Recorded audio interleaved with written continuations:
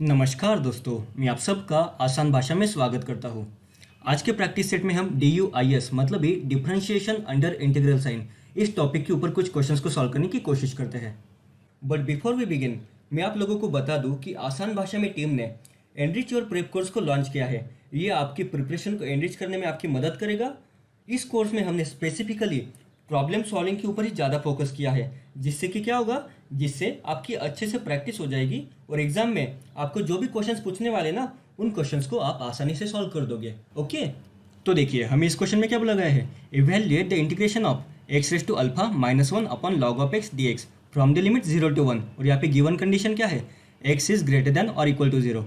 तो देखो, जब भी हमें इस प्रकार का कोई क्वेश्चन पूछा जाता है ना, तो क्या हम इस इंटीग्रेशन के टर्म को हमारे इंटीग्रेशन के बेसिक फॉर्मूलाज, बेसिक मेथोडोलॉजी को यूज़ करके सॉल्व कर सकते हैं क्या? जी नहीं, ये तो पॉसिबल ही नहीं ना। तो इसी प्रकार के इक्वेशंस को सॉल्व करने के लिए हम DUIS मेथड का यूज़ करते हैं। ओके, तो देखो DUIS मेथड में हमें क्या करना पड़ता है, हमें DUIS मेथड में हमारी सबसे फर्स्ट स्टेप होगी कि हमें निकालना है पैरामीटर। ओके, तो अब हम ये समझने की कोशिश करते हैं कि पैरामीटर क्या होता है। तो देखो, यहाँ पे हमारा जो भी इक्वेशन दिया गया है ना, इस फंक्शन में हमें जो भी इंटीग्रेशन का हमारा जो भी फंक्शन है ना, ये हमारा विथ रिस्पेक्ट टू एक्स पूछा गया है। तो क्या इस x raise to alpha minus one upon log of x में कोई फंक्शन ऐसा है जो एक्स पे डिपेंड नहीं करता? देखो यहाँ पे क्या है, log of x. Log of x तो हमारा एक्स का ही फंक्शन है, एक्स भी एक्स का ही फंक्शन है। तो क्या बचा, अल्फा। ओके, यहाँ पे क्या बचा, अल्फा।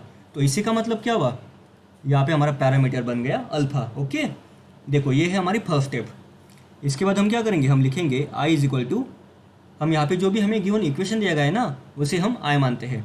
तो आई का इक्वेशन क्या होगा हमारा, integration from the limit 0 to 1 x raise to alpha minus one upon log of x d x. Okay, इसके बाद हमारी सेकेंड स्टेप क्या होती है, differentiate with respect to parameter. यहाँ पे पैरामीटर क्या है, अल्फा है ना, तो डिफ्रेंशिएट विथ रिस्पेक्ट टू हम इसे अल्फा करेंगे। ओके, तो देखो d I upon d alpha of d by d alpha of in bracket integration from the limit 0 to 1 x raise to alpha minus one upon log of x d x. Okay, अब देखो, अगर आप इस equation को अच्छे से observe करो तो ये क्या है, डिफ्रेंशिएशन अंडर इंटीग्रल साइन, मतलब ही DUIS ना। तो यहाँ पे क्या है, देखो सबसे पहले डिफरेंशिएशन अंडर इंटीग्रल साइन, इसी का मतलब क्या हुआ,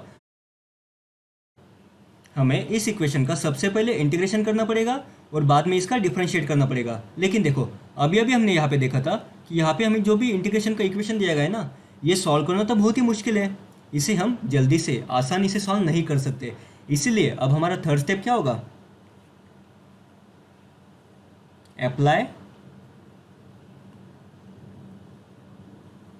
लेबनिट्ज रूल। अब हमें लेबनिट्ज रूल को अप्लाई करना पड़ेगा। ओके, हमारा लेबनिट्ज रूल हमें क्या बताता है, देखो ये सबसे इंपॉर्टेंट है। हमारा लेबनिट्ज रूल हमें क्या बताता है, देखो इस इक्वेशन में सबसे पहले हमें इंटीग्रेट करना पड़ा था और बाद में हमने उसका डिफरेंशिएट किया था। तो लेबनिट्ज रूल हमें क्या प्रोवाइड करता है, लेबनिट्ज रूल हमें ये पावर प्रोवाइड करता है कि सबसे पहले इसी इक्वेशन का हम डिफरेंशिएट करेंगे विथ रिस्पेक्ट टू पैरामीटर और बाद में उसका इंटीग्रेशन करेंगे। ओके, तो देखो ये हमारा इक्वेशन किस प्रकार बन जाएगा, d by d alpha of in bracket x raise to alpha minus one upon log of x और बाद में हम इसका इंटीग्रेशन करेंगे फ्रॉम द लिमिट 0 to 1 और यहाँ पे डी एक्स यहाँ पे जैसे कि वैसा ही। ओके, ये हमारा लेबनिट्ज रूल है। अगर आपको ये स्टेप एकदम अच्छे से समझ में आ गई है ना, तो आप इस क्वेश्चन को आराम से सॉल्व कर दोगे। ओके, तो देखो मैं इसे आप लोगों के लिए वापस एक बार रिपीट करता हूँ। यहाँ पे हमारा इक्वेशन क्या था, डिफरेंशिएशन अंडर इंटीग्रल साइन। लेकिन यहाँ पे जो इंटीग्रेशन का फंक्शन है, ये सॉल्व करना तो मुश्किल है ना, इसे हम आसानी से सॉल्व नहीं कर सकते। इसीलिए हम क्या करेंगे, अब हम लेबनिट्ज रूल को अप्लाई करेंगे। और लेबनिट्ज रूल हमें क्या पावर देता है, लेबनिट्ज रूल हमें ये पावर देता है कि यहाँ पे हमारा जो भी गिवन इक्वेशन है ना, इस इक्वेशन का मतलब ही x raise to alpha minus one upon log of x का सबसे पहले हम पार्शियल डिफरेंशिएट कर सकते हैं विथ रिस्पेक्ट टू पैरामीटर और बाद में जब हम इसका इंटीग्रेट करेंगे फिर भी हमारा आंसर सेम ही रहेगा। ओके, तो देखिए अब हम ये बात समझने की कोशिश करते हैं कि सबसे पहले अगर हम इसका डिफरेंशिएट करें विथ रिस्पेक्ट टू पैरामीटर तो हमें क्या क्या होगा, क्या ये आसान बनेगा? तो चलो अब हम इसे सॉल्व करने की कोशिश करते हैं।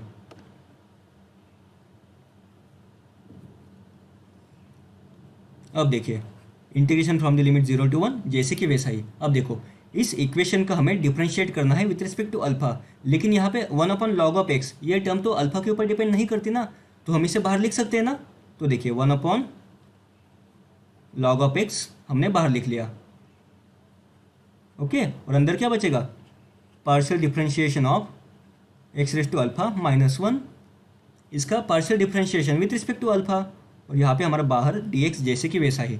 आ रही है बात समझ में? ओके। अब हमें क्या करना है, इस डिफरेंशिएशन की टर्म को हमें सॉल्व करना है, ओके। अब देखो आप लोगों को ये बेसिक फार्मूला तो पता होगा ना कि d/dx ऑफ a⁻x का फार्मूला क्या है हमारा, differentiation of a⁻x with respect to x क्या होता है, a⁻x log a। उसी प्रकार differentiation of x⁻α with respect to alpha क्या होगा, सोचो सोचो।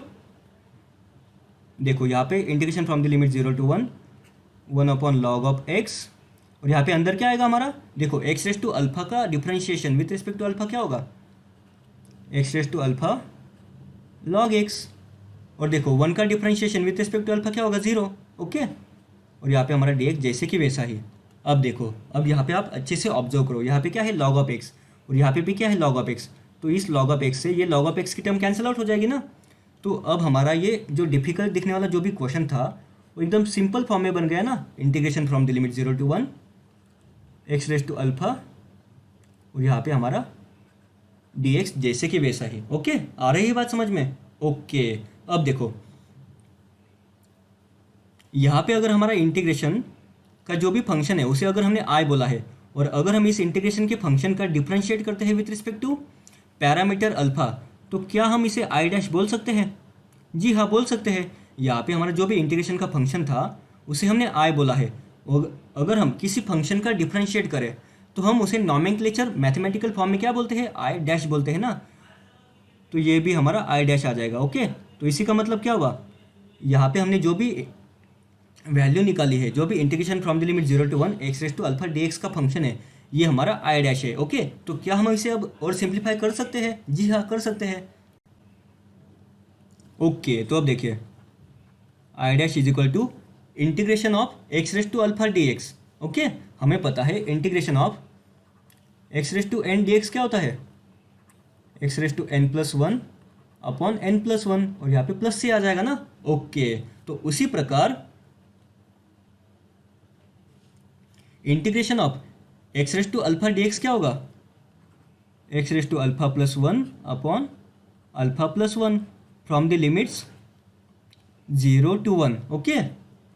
अब देखिए अगर हमने यहाँ पे इस फंक्शन का इंटीग्रेशन किया विथ रिस्पेक्ट टू x, तो यहाँ पे x की जो भी वैल्यूज है ना उसमें हम अपर लिमिट और लोअर लिमिट की वैल्यू प्लग इन करेंगे, ओके। तो देखो 1⁻α+1, यहाँ पे क्या आएगा हमारा 1⁻α+1 अपॉन α+1 प्लस 0, ओके सॉरी यहाँ पे माइनस साइन होगा, माइनस लोअर लिमिट x की जगह पे अब हम lower limit value plug in कर देंगे, तो 0⁻α+1 अपॉन α+1, ओके। तो देखो 1⁻anything is equal to 1 upon α+1 जैसे कि वैसा ही। और यहाँ पे देखिए यहाँ पे क्या है हमारा 0⁻anything is 0 and 0/anything is 0, okay. तो इसी का मतलब क्या हुआ, हमारा i' का जो भी सॉल्यूशन आया है वो है 1/α+1, ओके। ये हमारा i' का सॉल्यूशन है। लेकिन देखो अब आपको इस चीज़ को अच्छे से ऑब्जर्व करना है। अभी हमने जो भी वैल्यू निकाली वो i' की वैल्यू है, लेकिन हमें क्वेश्चन में तो i की वैल्यू चाहिए ना। तो हमने अभी अभी जो वैल्यू निकाली वो i' की वैल्यू निकाली है, लेकिन हमें एक्चुअल में सॉल्व क्या करना है, हमें एक्चुअल में i सॉल्व करना है, ओके। हमें i की वैल्यू निकालनी है। तो देखिए आपको ये बेसिक प्रॉपर्टी पता होगी कि अगर किसी फंक्शन का हम डिफरेंशिएट करते हैं तो बाद में उसी फंक्शन का वापस ओरिजिनल फंक्शन में अगर हमें कन्वर्ट करना होगा तो हम उसका इंटीग्रेट कर सकते हैं ना, ओके। देखो हमारी सिंपल प्रॉपर्टी क्या है, अगर हमारा कोई फंक्शन है f(x), अगर हम उसका इंटीग्रेट करें और बाद में उसका डिफरेंशिएट करें तो हमें क्या मिलेगा, हमें वापस वही ओरिजिनल फंक्शन मिलेगा ना जो यहाँ पे था।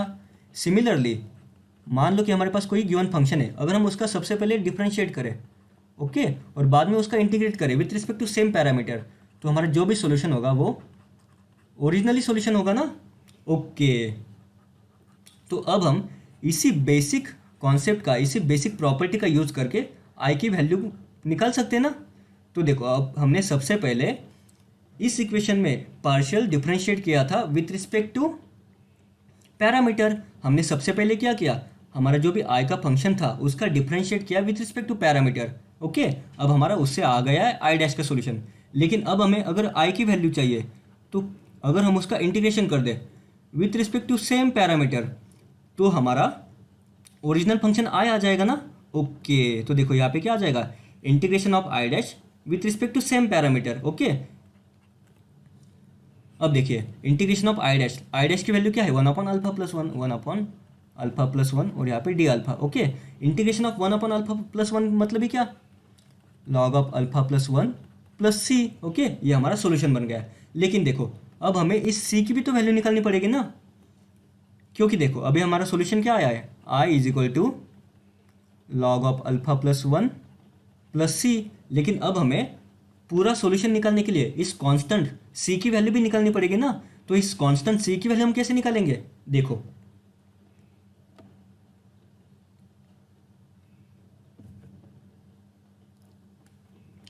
ये हमारा जो भी आई का गिवन इक्वेशन है ना, इस इक्वेशन में हम पैरामीटर अल्फा की वैल्यू कुछ इस प्रकार रख सकते हैं क्या, जिससे हमारा जो भी आई का फंक्शन है वो जीरो बन जाएगा। तो देखो अल्फा की वैल्यू हम क्या रखें जिससे कि हमारा आई का फंक्शन जीरो बन जाएगा। तो देखो यहाँ पे x⁻α-1 है, यहाँ पे -1 है। तो अगर हम x⁻α को 1 बना दे तो 1 - 1 0 बन जाएगा। इसी का मतलब आई का फंक्शन भी 0 बन जाएगा ना। अब हम x⁻α को 1 कैसे बना सकते हैं, अगर हम अल्फा की वैल्यू 0 रख दे तो क्या होगा, x⁻0 1, 1 - 1 0, 0 अपॉन एनीथिंग इज 0, तो आई का फंक्शन भी 0 बन जाएगा ना। ओके, अगर हम अल्फा की वैल्यू 0 रख दे इस इक्वेशन में तो हमारा आई का फंक्शन भी 0 बन जाएगा ना। अब हम इसी प्रॉपर्टी का यूज करके कांस्टेंट सी की वैल्यू निकाल सकते हैं ना। तो देखो अब हमें पता है जब अल्फा की वैल्यू 0 होती है तो आई की वैल्यू भी 0 होती है। ओके, तो देखो log ऑफ α+1 मतलब 0 + 1 plus C is equal to I की वैल्यू 0 बन जाएगी। ओके, तो अगर हम इसे सिंप्लीफाई करो तो अगर हम इस इक्वेशन को और सिंप्लीफाई करो तो क्या बन जाएगा, log ऑफ 1 0 होता है प्लस सी, इसी का मतलब क्या हुआ, सी की वैल्यू 0 है। आ रही बात समझ में। ओके, इसी का मतलब क्या हुआ, हमारा आई का सॉल्यूशन बन जाएगा log ऑफ α+1। ओके, तो ये हमारा इस क्वेश्चन का सॉल्यूशन बन जाएगा। देखो अब हम जल्दी से क्विक रिकैप कर लेते हैं कि हमने इस क्वेश्चन को किस प्रकार सॉल्व किया। देखो हमें यहाँ पे गिवन क्वेश्चन दिया गया था, evaluate the integration of x⁻α-1 upon log of x dx। तो देखो इस क्वेश्चन को इंटीग्रेशन के बेसिक फॉर्मूलाज का यूज करके या फिर मेथोडोलॉजी का यूज करके सॉल्व करना डिफिकल्ट है। तो इसी टाइप के क्वेश्चंस को सॉल्व करने के लिए हम DUIS मेथड का यूज करते हैं। ओके, तो DUIS के मेथड में हमारा सबसे फर्स्ट स्टेप क्या होता है, सबसे फर्स्ट स्टेप में हमें देखना होता है कि हमारे गिवन इंटीग्रेशन के फंक्शन में पैरामीटर क्या है। ओके, तो हमने यहाँ पे देखा कि हमें इस फंक्शन का with respect to x integrate करना है। तो यहाँ पे x का फंक्शन छोड़ के जो भी टर्म्स होगी वही हमारी पैरामीटर बन जाएगी, जैसे कि यहाँ पे बन गया हमारा अल्फा। ओके, आ रही बात समझ में। इसके बाद हमारा सेकेंड स्टेप क्या होता है, हमारा जो भी गिवन आई का फंक्शन है उसे हम डिफ्रेंशिएट करते हैं विथ रिस्पेक्ट टू पैरामीटर। तो हमने यहाँ पे हमारा जो आई का फंक्शन था उसे डिफ्रेंशिएट किया विथ रिस्पेक्ट टू पैरामीटर। तो हमारा यहाँ पे जो भी इक्वेशन था वो DUIS के फॉर्म में कन्वर्ट हो गया, मतलब ही डिफ्रेंशिएशन अंडर इंटीग्रल साइन। अब DUIS के फॉर्म में जो भी हमारा गिवन क्वेश्चन बन गया है तो क्या हम इस अंदर वाले टर्म को मतलब ही इंटीग्रेशन के फंक्शन को सॉल्व कर सकते हैं क्या, बिल्कुल भी नहीं, ये तो पॉसिबल ही नहीं है।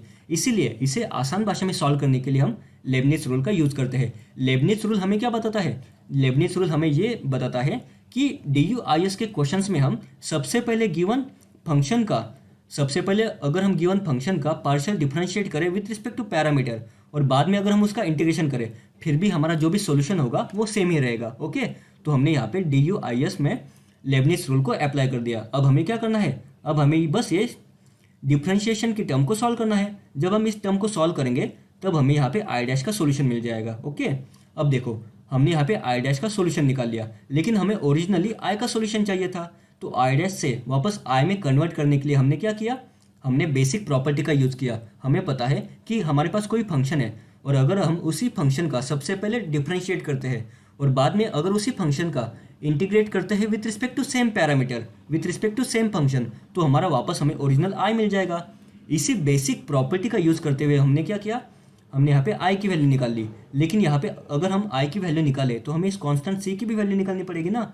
तो कांस्टेंट सी की वैल्यू हमने यहाँ पे कुछ अल्फा की, मतलब ये पैरामीटर की कुछ इस प्रकार वैल्यू रख दी कि जिससे हमारा आई का फंक्शन 0 बन जाएगा। और जब हम इसे सॉल्व करेंगे तब हमें सी की वैल्यू मिल गई। और इसी सी की वैल्यू को जब हम इस फंक्शन में, इस गिवन इक्वेशन में प्लग इन कर देंगे तो ये हमारा गिवन सॉल्यूशन बन जाएगा। ओके, तो कुछ इस प्रकार हमने DUIS के क्वेश्चंस को सॉल्व किया है। आपको DUIS के जब भी आप क्वेश्चंस को सॉल्व करोगे ना, तब आपको इसी सेम मेथोडोलॉजी को फॉलो करना है, आपका सॉल्यूशन अपने आप आ जाएगा। ओके, आ रही है बात समझ में? हमारे एनडीटी और प्रेप में हमने बेसिक MPSC MES प्री के मैथ्स के सिलेबस को पूरी तरह कवर किया है। इसमें हमने इसी प्रकार के बहुत सारे क्वेश्चन सॉल्विंग वीडियोस आपको दिए हैं, बहुत सारे कॉन्सेप्चुअल अंडरस्टैंडिंग आपकी बिल्डअप करने के लिए एकदम अच्छे से, एकदम आसान भाषा में बेसिक्स आपके कवर अप किए हुए हैं। तो ठीक है, इस वीडियो को हम यहीं पे एंड करते हैं। हम फिर मिलेंगे नेक्स्ट वीडियो में।